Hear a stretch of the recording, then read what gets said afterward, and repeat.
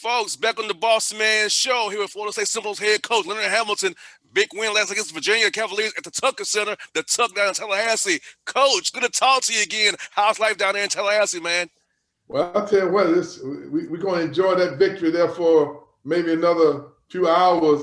Then we got to go on to whoever we're going to play on Saturday. Right now, we don't know who that's going to be. Yeah, I was going to ask you about that, Coach. First of all, my first point to you was this, Coach. Your team has paused twice already, and you already say it's not an excuse. But let's talk about how your team's overcame and adapted, knowing that you don't know who you're going to play from day to day, if you're going to play, testing constantly, just having to go through all this COVID, but still persevering and 12-3 on the year now in a good position ACC conference there to win that title again once more. Well, that's the plan, and so you can't allow yourself to get all caught up and being disappointed or even trying to worry about the unexpected. We can't control this pandemic. We can't control what's going on. We got to worry about that which we can't control. So, whoever we play on Saturday, we're going to be prepared. We're going to have one coach preparing for one team and somebody else playing for somebody else. And we're going to practice more worrying about what we're going to do with who we are and how we want to play. And we'll make the necessary adjustment when we find out if we playing or who we play on Saturday. Now, Coach, last night, you got to be happy early in the game. Anthony Polite and Rayquan Gray defensively got you guys going really fast. And MJ Walker, my man from Riverdale, Georgia, had even got to start scoring the ball yet. He was already playing really well last night. Talk about how Anthony Polite and Rayquan Gray really got you guys going last night. Well, to be fair with you, we got each other going. In our system, everybody getting touches. Everybody going to have opportunities. We just got to make good decisions. And Anthony hadn't played, but this is his second game back. He missed 4 games. Rayquan Gray, he's one of the more older guys, more experienced guys on the team now. It's time for him to step up. Our guys is doing what they're supposed to be doing.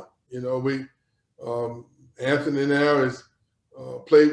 Wake Forest was his first game back, but Rayquan Gray is seeing his role is to be whatever we need him to be in order for us to be successful. And our guys are buying into the culture. They bought into the culture, and now we're just going out and executing our game plans and trying to stay at a high level of focus so we can give ourselves the best chance to win. Hey, Coach, you gotta love the fact that last night your guys won every phase of the game. I know you had to call a quick timeout in the second half when Mr. Clark scored 4 points in a row, but your team got back on track really fast after that. So how happy were you to see your guys pretty much give you guys a 40-minute complete game, knowing that this is what you can do as you all grow and keep getting better and better each day here? Well, we had a dip there in the second half. There's no doubt about that. We had a dip, but I thought our guys responded very well from that. You expect the best team in our league, the best team in our league for the last 5 or 6 years to the stage of comeback. But when they cut it to 7, we went on a 17-0 run, and I think that's as a result of the quality of our depth.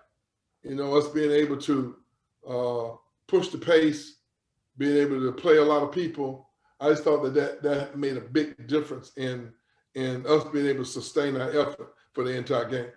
Most definitely, Coach, and as you said, depth is so important because you can withstand some things, foul trouble, things happen in the game. So as you get in towards this tournament time here, as you get closer to March here, knowing you have guys who can play and accepting their roles and there are interchangeable parts for you guys, Coach. It's got to be really important as you all get ready for this run here, which you want to get done here in March here real soon. No doubt about that. What we need right now is us to still continue to keep getting better. We've had 4 weeks now we've been out, so it's important now for us to get back in rhythm. And I thought our guys played well the other night. A lot of it because of the respect we had for Virginia.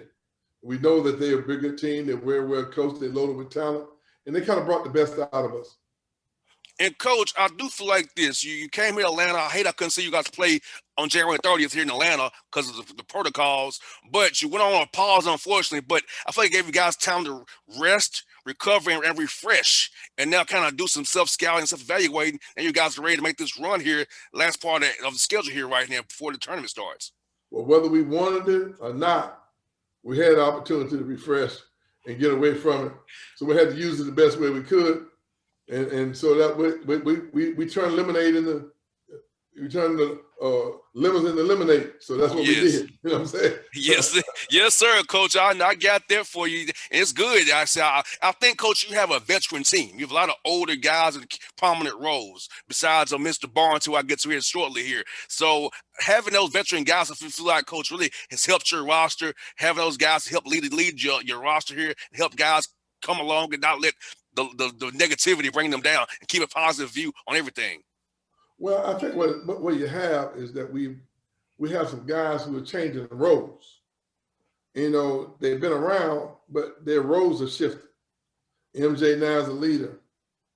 Gray and Polite and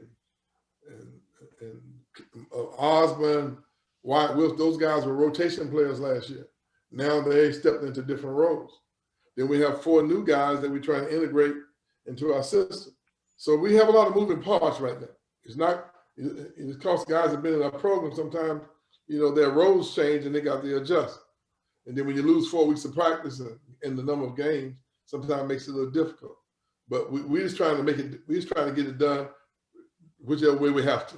You know what I mean? Most definitely, Coach. Most definitely, Coach. And speak about my man, MJ Walker from Riverdale, Georgia, right off the road here. I know the fans in Atlanta want to hear you talk about this young man, how he's led your team this year, been doing a great job in every aspect of the game for you guys. So tell us a little bit about what MJ's meant to your roster this year and over all his time in your program. Well, MJ's been instrumental in our program from day one. He's always been a warrior type mentality. He always was a big shot taker, big shot maker. He had the courage. He has a level of confidence that's different. And then those moments when we really are challenged, it seems as though he gets more efficient. He get that eagle eye approach, and he always comes through and make plays for us when the game's on the line. Most definitely. And Coach, Scotty Barnes, I know he's the top 5-star recruit you have. He's growing in his role. I know he wasn't starting for a while there for you guys, now playing 14 games for you this year. Tell us about how he's progressed over the season and what you're looking forward to him doing for you the rest of the year here going forward. Well, starting who starts in our program doesn't necessarily have anything to do with how important they are to us. I mean, they all play about the same, and sometimes having your best players coming in 3-4 minutes has a more positive effect than sometimes them starting, because as the other players fatigue and their rotation players come in, sometimes having your best players going against other folks, role players, sometimes works to our advantage. We want to sustain our effort for the whole 40 minutes, and we play 10, 11 guys. They all play about the same. Scotty is definitely a starter. He plays starter minutes, but starting to us is being in there when it's important, being when the game's on the line. Starting to the media like you is who's out there at the tip. That starting lineup doesn't mean very much to us. It's interesting that many years ago, Red Auerbach won 9 straight NBA titles. I said 9 straight NBA titles. John Havlicek, Nelson, Saxon, a lot of those guys came off the bench. I'm talking about Hall of Fame guys who played. So it's interesting that he was a genius using his approach. And then when I use that approach, everybody want to start questioning. You know, hey, I'm trying to be like Red Auerbach. I have no original ideas. I steal whatever. I'm a thief. I break in and enter. I'm breaking and entering into their minds and their spirits and their system, and I'm stealing parts out of it. You know, so when people start questioning, well, why is he not starting? Why y'all didn't ask Red Auerbach why John Havlicek wasn't starting? You know what I'm saying? You know, so what I'm saying to you, but on a serious note, the rotation of our players, I think it has a lot to do with the success that we're having. And I mean, most people don't even know Scotty turned his ankle and he tweaked the groin. So I need him warm. So the first 2 minutes of the game for a freshman, he's sitting there riding the bicycle getting warm, and then he's watching what's going on. 2 minutes, he's in the game, and then he's on fire. He knows what they're doing. He knows how they're playing. Last year, this guy was a 6'9" power forward. He's made the most progress of any basketball player I've ever seen in my life. He has a seamless transition from power forward, beating and banging down low, to being the guy who makes the decision when the game's on the line. So now he's hit 2 game-winning shots for us. Well, and one was against Florida, I believe, or Indiana. One of those games, I think it was Indiana. He made a winning shot for us, and the games come so fast, man. I forget what. Oh, what they did I know that, Coach. I get you. Hey, Coach. Yeah. Coach, I trust in Leonard Hamilton. I know you. I trust in you, Coach. Hey, you are a legend in this game, so I trust you always, Coach. I tell you what. And speaking of one of your proteges, Dennis Gates, man, in the Horizon League, top of the league, coaching real good for Cleveland State right now. Talk about how happy you are for him and what he's doing right now up there for those Vikings. We talk quite often. He's leading that league. He comes in as a rookie coach, and he's coach of the year, which is unbelievable. And this year, second year, he's #1 in the league. That's awesome. He must have had a good mentor. I mean, seriously, Vince is very sharp, smart. He's a student of the game. I have absolutely no doubt that he's going to be successful. A lot of times, head coaches get too much credit. He really helped me, contributed a lot to the success of our program. We wish him well, and we know the best, again, Dennis Gates is yet to come.